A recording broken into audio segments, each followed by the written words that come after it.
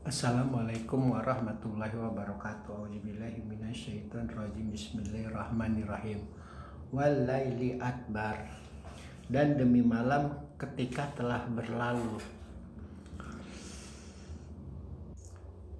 Ada dua sumpah ketika Allah mengancam bagi mereka yang tidak mau,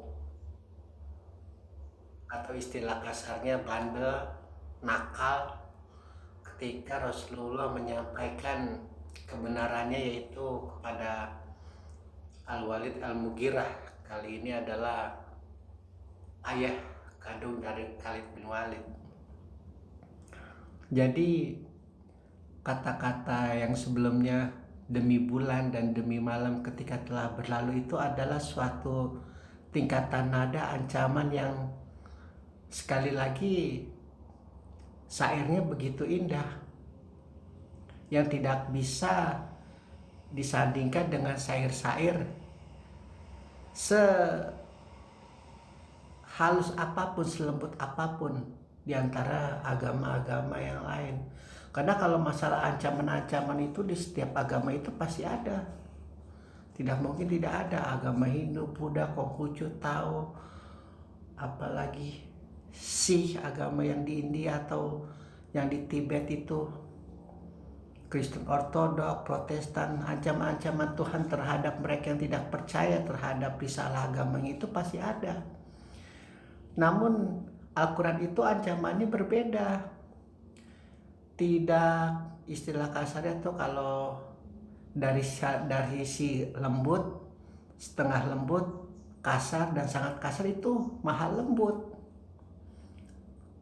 Allah mengancam mereka yang tidak mengakui risalah Rasulullah pada saat itu kepada kaum kafir Quraisy adalah demi bulan dan demi malam ketika telah berlalu. Lalu ada yang terakhir nanti kita bahas di ayat ke-34 di surat Al-Mudaththir. Begitu. Jadi itu memang suatu ciri khas agama, suatu ciri khas keyakinan. Gak usah jauh-jauh. Kita mendirikan sebuah organisasi, mendirikan sebuah partai, mendirikan sebuah perkumpulan, atau itu mungkin terlalu jauh, kita berteman saja. Minimal dengan 2 orang, pasti kita memiliki suatu pakem, suatu aturan. Jika engkau ingin berteman denganku, engkau tidak boleh untuk tidak percaya terhadap apa yang aku katakan, sobat, sahabat. Karena kita sudah berteman. Begitupun aku akan mempercayai setiap perkataanmu, setiap ucapanmu, setiap janjimu. Dan ketika aku tidak mempercayai setiap ucapan janjiku dengan ikatan pertemanan kita, ya sudah, aku akan mengancam aku tidak akan menjadi temanmu lagi, apalagi ketika aku membohongi diriku. Begitu. Suatu hal yang lumrah, bukan berarti Allah zalim kepada manusia, bukan berarti Allah tidak sayang kepada manusia, bukan berarti Allah tidak ingin melihat manusia bahagia. Bukan. Itu suatu hal yang sangat lumrah. Apalagi gak usah jauh-jauh, agama yang sangat menjunjung tinggi kelestarian alam semesta, agama Buddha itu luar biasa. Kalau kita lihat ancaman-ancamannya bagi yang tidak percaya kepada agama Buddha, reinkarnasi tidak ada habisnya. Dari 1001 binatang yang paling menjijikan ketika dia termasuk ke dalam golongan orang-orang yang tidak mampu membawa dharma kebaikannya, senantiasa mengeluarkan dharma keburukannya kepada umat manusia. Begitu. Sama, Islam juga begitu. Dan bukan berarti itu artinya Islam itu sama dengan agama-agama yang lain karena sama-sama mengancam, tidak. Bedanya dalam hal Islam ini adalah ketika engkau tidak mempercayai nabiku Rasulullah Muhammad dengan segala kebaikannya, dengan segala kelembutannya, dengan segala pengasihannya, itu tidak ada urusan, dia pasti akan memaafkanmu. Dia pasti akan, sebesar apapun dosa yang di depan Muhammad terlihat, pasti akan dimaafkan. Namun ketika Al-Walid Al-Mughirah mengepung Madinah sampai bertahun-tahun, umat Muhammad hampir kekurangan pangan segala macam, hidup dalam isolasi yang sangat ketat. Maka yang marah bukan Muhammadnya lagi, langsung backingannya Allah. Maka katakan kepada para pembesar kaum kafir Quraisy itu bahwa demi bulan, mereka pasti akan melihat bulan setiap malam, dan bulan itu akan berlalu. Ketika malam telah berlalu itu pasti bulan juga akan ikut berlalu, akan ikut tiada. Begitu ancaman-ancaman yang disampaikan dari Jibril kepada Muhammad dan harus disampaikan kepada Al-Walid Al-Mughirah dan pasukannya. Suatu hal yang sangat ancaman dalam bentuk syair dan suatu tempat. Nah, ini suatu tempat yang namanya Sakor, salah satu bentuk neraka yang Allah pastikan 7, sama dengan halnya surga 7. Sama, Islam juga mengajarkan keseimbangan, 7 surga 7 neraka. Begitu, suatu jurang yang sangat dalam, suatu lembah yang sangat dalam, yang tidak bisa dipikirkan oleh manusia manapun.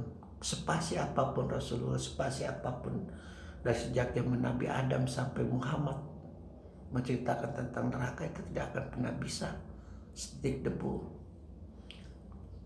Ini artinya adalah bahwa aku mengutus Muhammad bukan berarti untuk mengacaukan kalian, wahai kaum kafir Quraisy, bukan. Karena ketika kalian miskin, ketika kalian bodoh, ketika kalian tersesat, ketika kalian jalim, nabi-nabiku itu tidak ada urusan dengan keselamatannya terhadap diriku. Mereka pasti akan selamat dengan tanganku. Namun karena aku sebagai Tuhan yang menciptakan kalian, maka sudah menjadi kewajibanku untuk memberikan petunjuk, cahaya. Tidak mungkin aku menciptakan kalian sama seperti halnya ketika kita memiliki seorang anak, memiliki seorang cucu. Sekejam apapun kita, pembunuh bayaran mungkin, pelacur yang paling rendahan mungkin, pencoleng, pemabok, pezina atau apapun itu, ketika kita melihat anak kita hidup dalam kesesatan, hidup dalam penuh kemaksiatan, hidup dalam penuh kejaliman, hanya orang bodoh saja yang tidak ingin melihat anak kita itu selamat, cucu kita itu selamat. Pasti akan berusaha walaupun dengan doa minimal untuk menyelamatkan anak dan cucu kita itu. Sama, kasih sayang Allah itu tidak terbatas. Engkau mendekatiku dengan berjalan, aku akan berlari. Engkau mendekatiku dengan berlari, aku akan naik motor. Engkau naik motor mendekatiku, aku akan naik mobil. Engkau naik mobil mendekatiku, aku naik pesawat jet. Begitu, selalu berbanding tidak terhingga ketika engkau ingin melihat cahayaku. Makanya dibilang ada suatu mazhab yang bilang umat yang paling beruntung adalah ketika Rasulullah lahir. Ya sah-sah saja ketika mereka mengatakan seperti itu, karena ada nabinya, ada fisiknya, ada ucapannya dalam bentuk nyata, ada perbuatannya dalam bentuk nyata. Sah-sah saja, bukan berarti mereka itu bodoh. Karena ada beberapa juga yang meyakini bahwa dari sejak zaman Nabi Adam sampai Muhammad sampai akhir zaman, ya Islam tetap Islam, tidak pernah berubah. Tauhid tetap tauhid. Masalahnya ini kan hanya sebongkah dendam laknatullah kepada anak cucu Adam, yang imbasnya adalah karena dia tidak suka melihat kehormatan Adam disujudi oleh para malaikat. Itu saja, tidak kurang tidak lebih. Kalau dalam masalah tauhid ya, yang ketika kita mempercayai bahwa nenek moyang kita adalah Adam dan Hawa, bukan monyet, bukan kera, bukan amuba, bukan bakteri yang di laut, bukan alien. Begitu.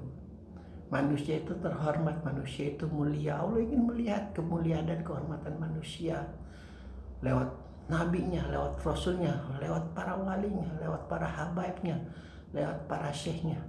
lewat para ayatullahnya. Alhamdulillahirabbil alamin.